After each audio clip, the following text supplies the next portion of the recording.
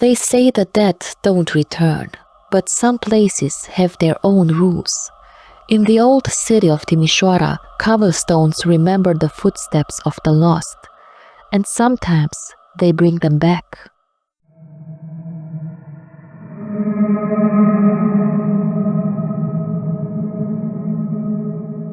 They said the fog came first in dreams, a silvery whisper curling along the spine of sleep, heavy with the stench of old stone and dried blood. No weather report predicted it, yet it arrived on schedule, slinking down the Bega like an omen no one could read. Some called it a seasonal trick of the river. Others, especially the older folk, locked their shutters and whispered prayers in dead languages, their eyes darting toward corners that haven't been dusted in years. But there were those who knew better. The wind curled like a serpent through the cobbled streets of Timișoara, hissing between narrow alleys and ancient eaves, carrying with it the scent of wet stone and withered roses. Fog slithered down the riverbanks long before dusk, coiling thick and unnatural around doorways and gas lamps. It didn't drift. It crept as though it had purpose, as though it were listening. Even the bells from the Roman Catholic cathedral rang softer than usual, their chimes dulled and dissonant, as if smothered by unseen hands. They echoed like the tolling of a memory best left buried. Johanna stepped from her carriage, the coachman silent and pale as he tipped his hat. Her long coat swayed with the wind, but it was not the cold that made her tremble. There was a pressure in the air, a tension humming at the edge of perception, a stillness that felt inhabited. She turned toward the looming theater. The gaslights cast jaundiced halos across the facade, and the grand archway yawned open like the throat of something waiting. Inside, the air was thick with perfume and powder, but beneath it, fainter than breath, there lingered the coppery scent of something old, something not meant to be awakened. Johanna moved along the velvet and gold of the theater, its grandeur suffocating in its closeness. Her seat, front and center, felt like a spotlight and a trap. The program trembled in her gloved hand. A name caught her eye. Ludwig, and for a heartbeat the theater fell away.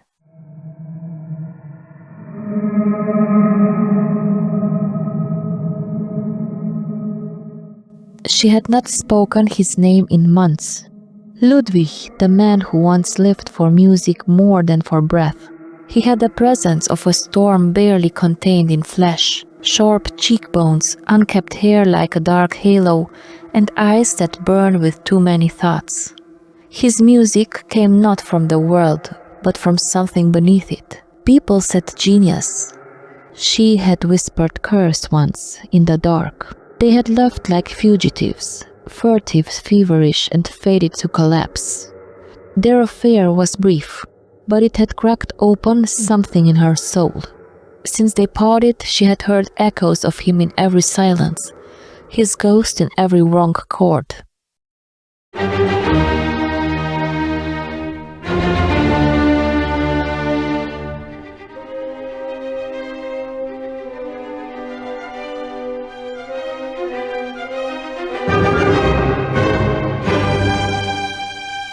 The music began. It did not rise, it emerged, crawled. A crawling, riding melody that slithered across her skin, too slow and deliberate to be human. The strings moaned. The horns sounded like something dying. Ludwig's sorrow was there, yes, but something else too. Something wrong, coiled deep in the harmony like a buried scream stitched into a lullaby. Her eyes fluttered shut, and when she opened them again, he was there.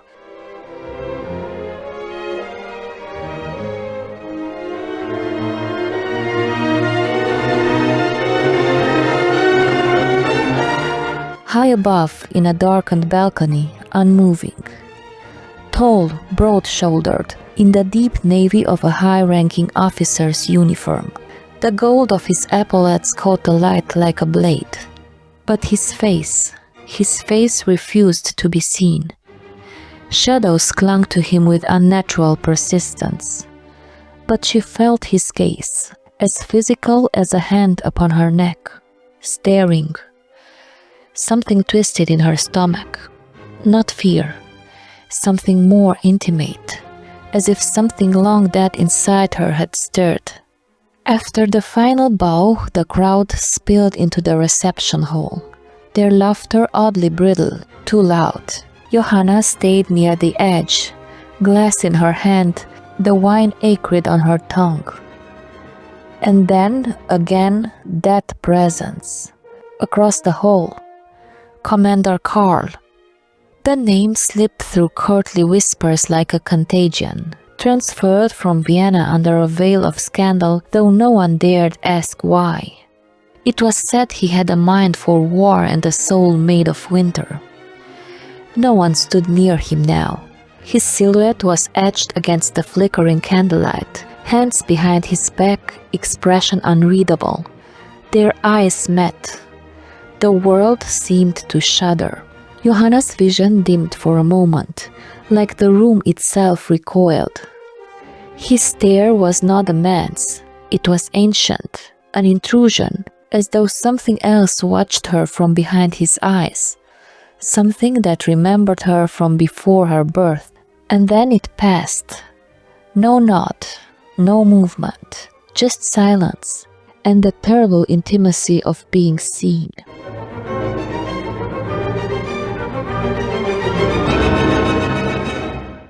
The fog outside had thickened into a living thing. Johanna refused her carriage. She needed to move, to feel her boots strike the earth, to remind herself she was still real. But the streets had changed. Her heels clacked against the cobblestones, too loud, echoing like hooves. The alleyways gaped like mouths. The air pulsed, damp and electric. She could no longer see the cathedral spire, only the silhouettes of buildings that leaned inward, conspiring. Then, movement. Soft, behind her, a shuffle, a rustle, the sound of breath almost, but too wet, too close. She turned. Nothing.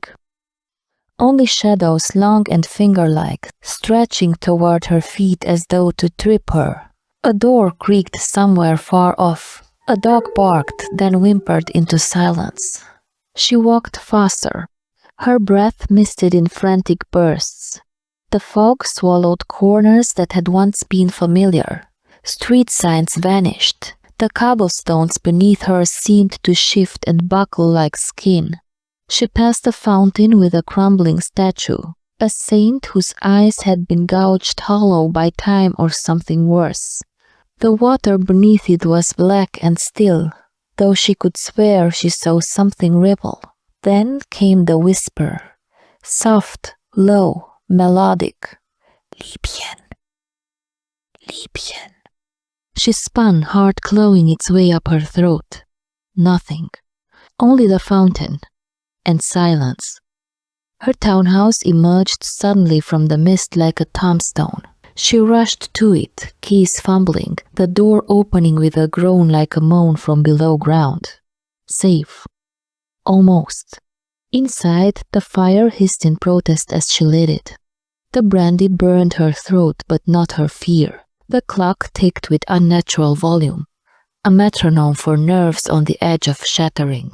She told herself she had imagined it, that she was frayed by grief and music and too much fog. Then, footsteps. Soft, deliberate, measured. They stopped at her door. Not the wind, not the creak of wood. Footsteps. Johanna crept to the peephole, her breath held prisoner in her chest. She looked.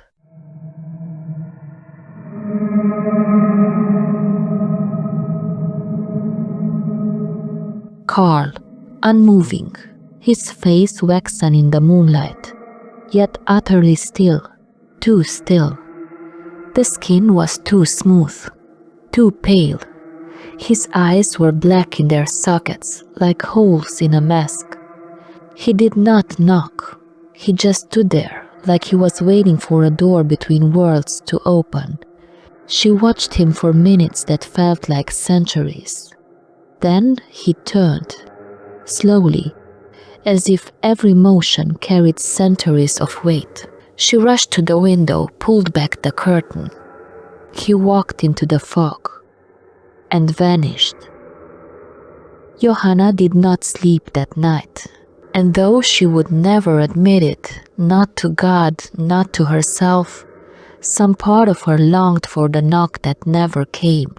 Some part of her wanted to open the door. Some part of her still hears the music, and it's getting louder.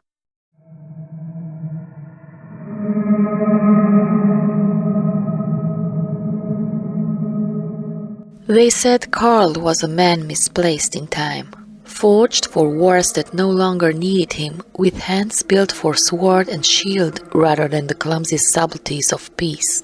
His heart thudded in his chest like a war drum, relentless, hollow. In Timisoara, a city dressed in the fading glory of the empire, he was an artifact of another age, and like all relics, he carried with him the scent of death.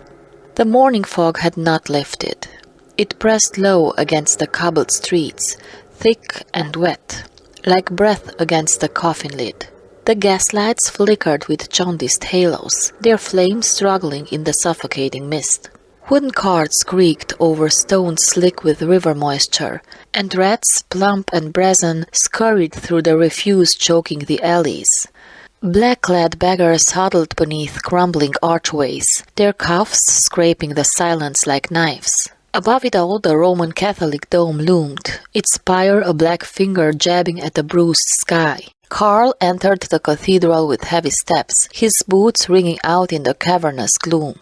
The scent of beeswax and mildew clung to the air. The worshippers, clutching their rosaries with bone-white fingers, shrank from him, as if sensing the violence that radiated from his frame. He knelt, more by habit than devotion. The Latin murmurs of the priest echoed hollowly against the cracked frescoes, and even the stained glass windows swept condensation, as though the saints themselves recoiled from what stalked their house today. And then, through the veil of incense and despair, her, Johanna, a wraith in mourning black, standing motionless beneath a sputtering candelabra. The tulle of her veil seemed to breathe with the flickering flames. When she lifted her chin ever so slightly, Karl caught the glint of her eyes, sharp as broken glass, fragile as thawing ice. After Mass, the congregation fled into the mist like rats from a burning barn. Karl followed her, the weight of inevitability in his chest. No technical maneuver could explain it. No strategy could contain it. When he finally spoke, his voice sounded strange, even to himself. The invitation to the theater was offered and accepted with a simplicity that belied the crackling tension between them. That evening, the city wore its decay like a shroud. The gaslights struggled against the encroaching gloom, their oil-starved flames sputtering. Gutter water shimmered with strange colors. The plaster of once proud townhouses peeled away in sickly strips, exposing brickwork like rotting flesh. The Bega River, swollen and sludgy, exhaled a stench that turned the stomach. The theater itself was a corpse of grandeur. Columns streaked with mildew, velvet seats threadbare and faded, chandeliers swinging gently in drafts that seemed to come from nowhere. As they sat, the performance unfolded. Some tragic tale of betrayal and blood, but neither Karl nor Johanna heard much of it. The air between them thrummed with a tension thicker than the velvet curtains. When her shoulder brushed his by accident or design, he felt it like a brand. And then, a chill, a crawling sensation at the base of the spine. From somewhere behind them, a sound. Music.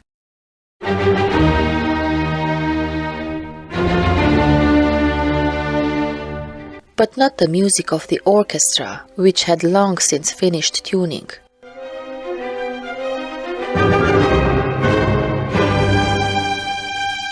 This was different. A piano, yes, but strained, discordant.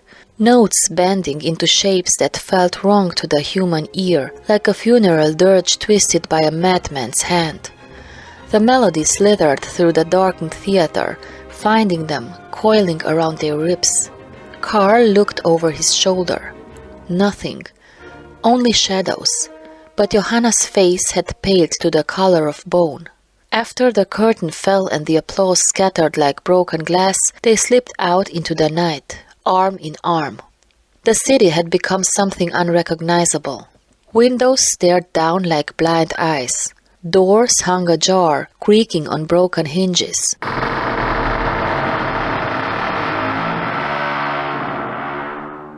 Horses whinnied and thrashed against invisible threats. Somewhere deep in the mist, a woman sobbed.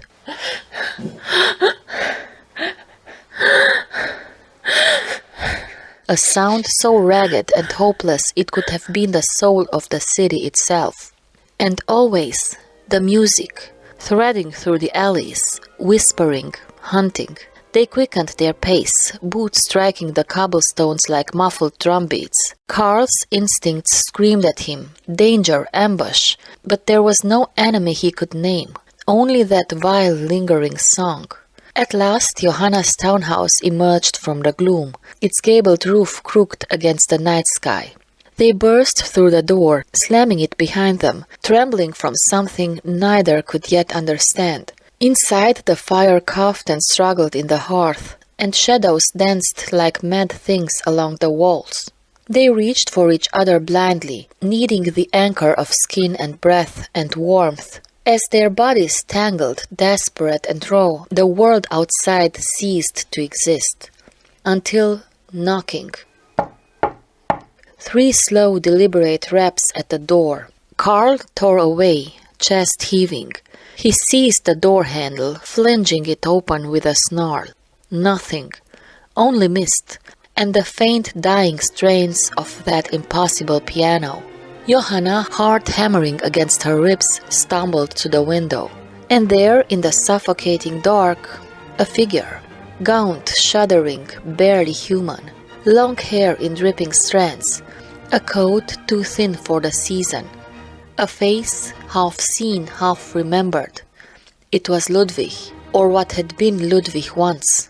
His mouth moved, forming words she could not hear, but felt deep in her marrow. His presence leached the warmth from the room. Her breath fogged the glass, and from the depths of the mist came a low, agonizing wail, a sound no living thing should ever make. Karl moved to shield her, but she barely noticed. Her eyes locked on the spectre beyond the window. The past was no longer behind her. It had found her. It had come to claim her. And it would not come alone.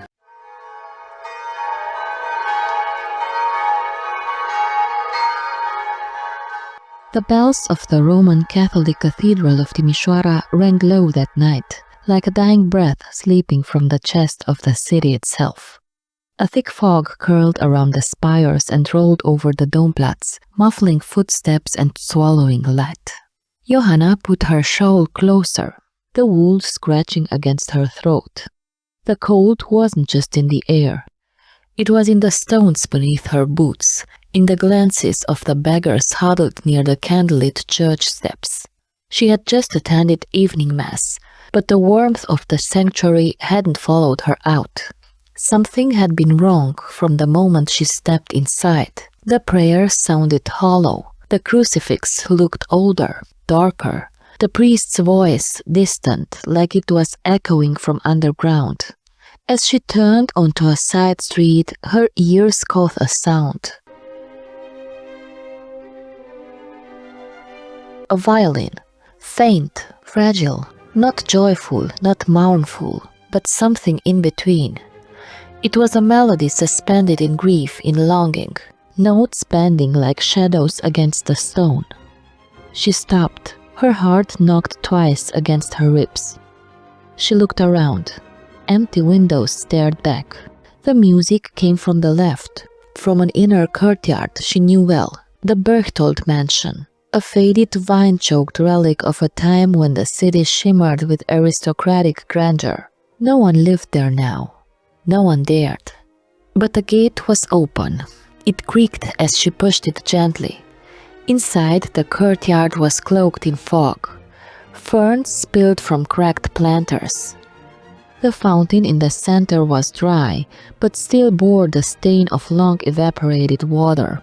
And from the far end, beneath an arched alcove, a figure stood, motionless, back turned, a violin cradled beneath its chin. Johanna didn't call out. She simply stepped forward. The music wrapped around her like smoke. It felt alive, breathing. The figure didn't move, not at first, just played, bow gliding across strings, each note pressing into her skin. She couldn't explain it, but she felt her chest tighten. Her breath grew shallow. Then the figure stopped. The bow arm dropped. It turned. And there was Ludwig. Not a dream, not a memory, not a ghost. He stood solid, whole. His hair dark and tousled, his mouth a faint smile that never reached his eyes. And those eyes, black, hollow, unfathomably deep. Johanna took a step back, but couldn't lift her feet. Ludwig extended a hand, and she took it. She didn't want to. She wanted to scream, to run, but something, a weight, a silence, pressed against her will.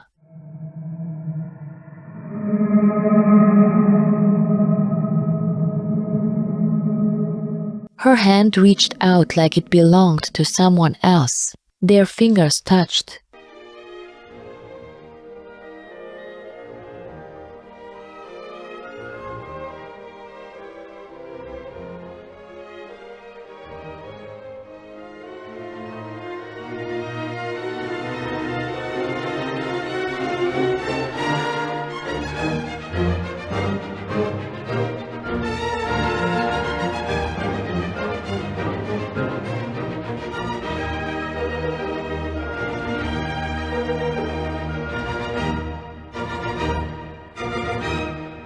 The music began again, but Ludwig no longer held the violin. He had followed her. Karl never trusted easily, not even Johanna, especially not after the knocking, after the figure in the dark, after the thing with Ludwig's face that stared at them with lifeless eyes. He told himself it was worry that brought him here, love, but his fists were clenched. His jaw locked. From the street, he watched her enter the courtyard. He waited, long enough to be sure she wasn't coming back. He pushed through the gate. Every step felt wrong, like walking into a dream you couldn't wake from. The walls of the mansion loomed with ivy-covered stone. Cold seeped up through his boots. And then he heard it, the music.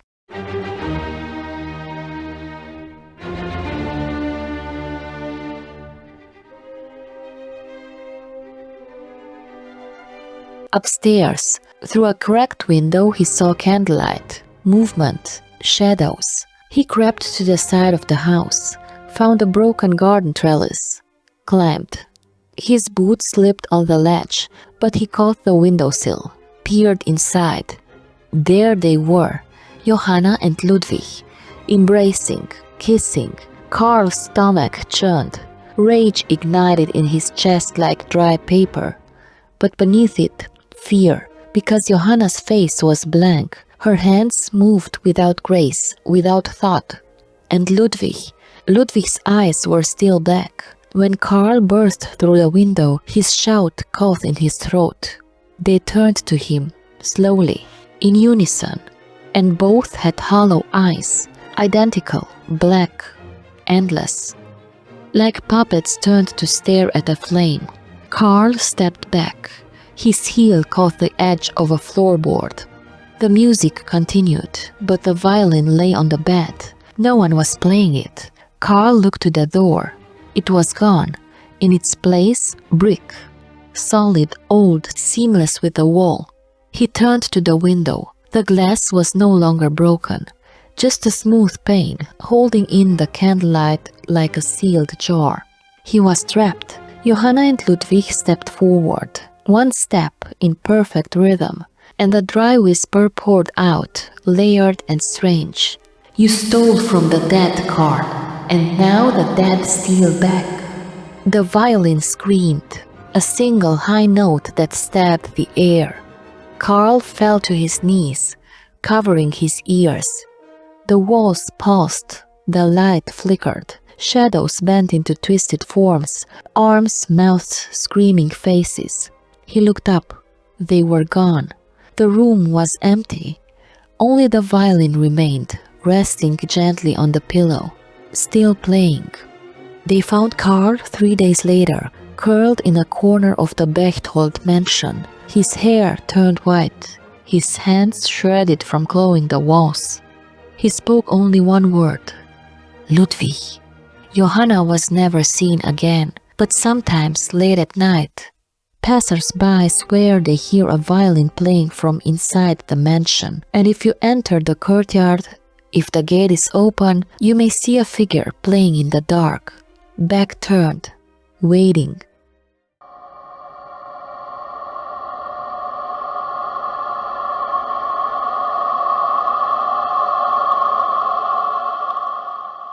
In Timișoara, some loves don't end.